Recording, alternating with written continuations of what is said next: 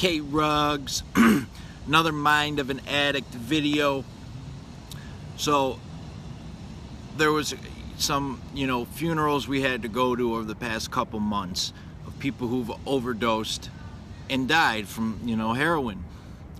A lot of these people that died were with somebody else when they died, boyfriend, girlfriend, brother, sister, somebody that was using too. A lot of the friends and family I've talked to have asked me, so that should be, the quote straw that breaks the camel's back for this other person to be clean. They just watched their boyfriend die, their girlfriend die, or whatever. Unfortunately, it doesn't work that way in many cases, and I'm going to tell you why.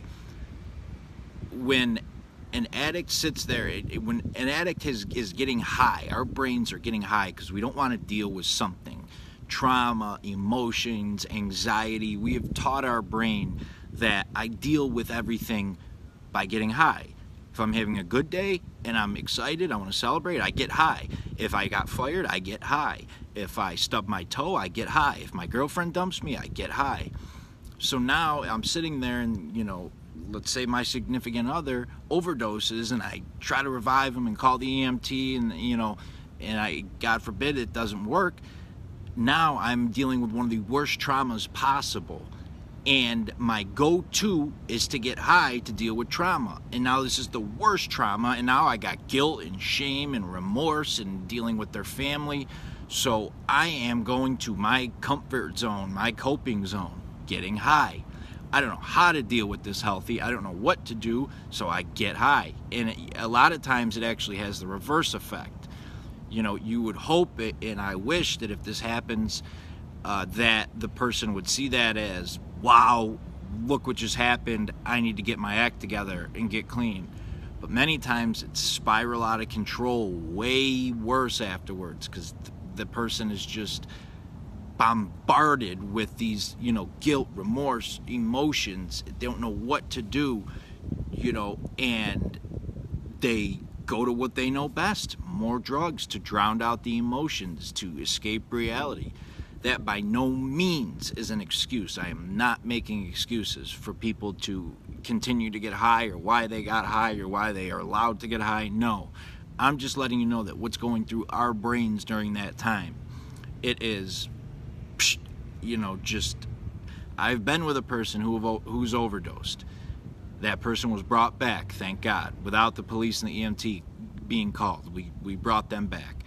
As soon as that person was back, within about a minute and a half, the first things out of their mouth were, let's go get high.